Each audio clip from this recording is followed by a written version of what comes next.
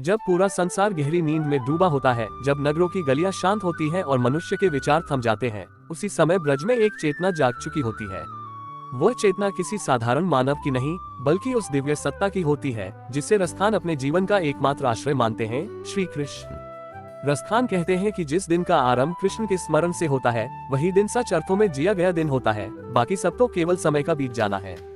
प्रभात की बेला धीरे धीरे ब्रज में उतरती है। आकाश का अंधकार हल्का होने लगता है। यमुना का जल स्थिर है, मानो स्वयं भी नंदलाल के जागरण की प्रतीक्षा कर रहा हो। जैसे ही पहला प्रकाश जल पर पड़ता है, पूरा वातावरण पवित्र हो उठता है। यही वह प्रथम याम है जहां रसखान की आत्मा झुककर नमन करती है। उनके लिए ये केवल सुबह नहीं, ये ईश्वर से मिलने का पहला अवसर है, पहला स्पर्श है, पहला साक्षात्कार है। नंदगांव की गलियों में हलचल शुरू होती है। गोपियां अपने घरों के द्वार खोलती हैं। ये द्वार केवल लकड़ी के नहीं, बल्कि भक्ति से भरे हृदय के द्वार हैं।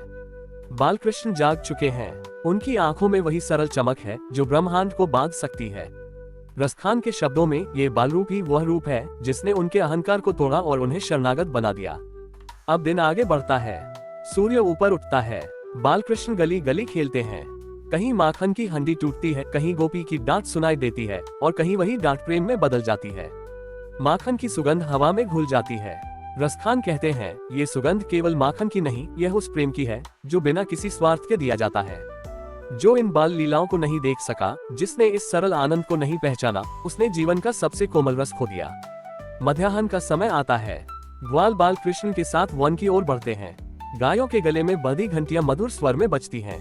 वृक्षों की छाया में विश्राम होता है। यहाँ कृष्ण कोई दूर बैठा ईश्वर नहीं है, वह मित्र है, सखा है, समान है। रसखान के लिए यही कृष्ण सबसे प्रिय है। वह कहते हैं कि जिस ईश्वर के साथ बैठकर हंसा जा सके, जिसके सामने मन का भार हल्का हो जाए, वही सच्चा ईश्वर है। दिन ढलने लगता है। अपराह्न की बेला आती है। खेल, दौड़ और विहार के बाद कृष्ण के चरण थक चुके हैं, पर उनके मुख पर वही शांत मुस्कान है। रसखान कहते हैं, ब्रज में कृष्ण की थकान भी भक्तों के लिए वरदान है, क्योंकि यह बताती है कि ईश्वर भी अपने भक्तों के साथ जीवन को पूरी तरह जीता है। यहाँ कोई दूरी नहीं, कोई भय नहीं, केवल अपनापन है। धीरे धीरे संध्या उतरती है। आकाश में रंग बदलने लगते हैं। दीप जलते हैं। आरती की ध्वनि गूंजती है। पूरा ब्रज प्रकाश में नहा जाता है। कृष्ण के मुख पर संध्या की लाली ऐसी प्रतीत होती है मानो स्वयं प्रकाश झुककर उनके चरणों में आ गया हो। रसखान के लिए ये समय आत्मसमर्पण का है। मन, वाणी और विचार सब कुछ कृष्ण को अर्पित हो जाता है। रात्रि का आरंभ होता है। वातावरण में एक रहस्यमय शांति है। तभी बांसुरी की पहली तान गूंजती है। यह कोई साधारण स्वर नहीं है, ये वह पुकार है जो आत्मा के भीतर तक पहुंच जाती है। रसखान कहते हैं, इस तान में ऐसा आकर्षण है कि चेतना स्वयं अपनी सीमाएं भूल जाती है। यहाँ बुद्धि नहीं चलती, यहाँ केवल प्रेम बोलता है। रास की तैयारी होती है। चंद्रमा आकाश में स्थिर हो जाता है, मानो स्वयं भी इस लीला को देखना चाहता हो। रास आरंभ होता है। समय जैसे रुक जाता है। कृष्ण अनेक रूपों में प्रकट होते हैं, फिर भी हर गोपी के लिए केवल अपने हैं।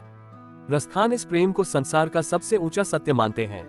ऐसा प्रेम जिसमें अधिकार नहीं, मांग नहीं, केवल समर्पण है।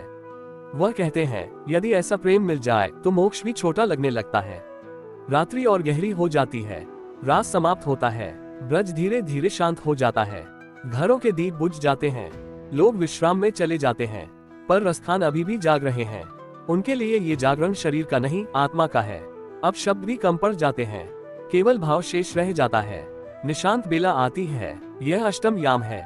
चारों ओर निस्तब्धता है, केवल कृष्ण का स्मरण है।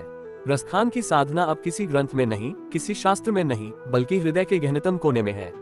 उनकी प्रार्थना में कोई मांग नहीं है, न स्वर्ग की इच्छा, न मुक्ति की आकांक्षा। और अंत में रसखान की वाणी अत्यंत सरल हो जाती है। वह कहते हैं, यदि फिर जन्म मिले तो मनुष्य नहीं बनना, देवता नहीं बनना, बस ब्रज की धूल बन जाना है। वह धूल जो कृष्ण के चरणों से लगती है, वही धूल उनके लिए सबसे बड़ा वरदान है। यही अष्टयाम है। दिन के 8 पहर नहीं, बल्कि भक्ति के 8 अनंत क्षण, जिनमें जीवन, मृत्यु और मुक्ति सब विलीन हो जाते हैं। अगर आपको रसखान की रचना अष्टयाम अच्छी लगी तो लाइक करें, कमेंट करें और दोस्तों के साथ शेयर करें। और ऐसी ही रोमांचक कहानियां देखने के लिए चैनल को सब्सक्राइब जरूर करना। धन्यवाद।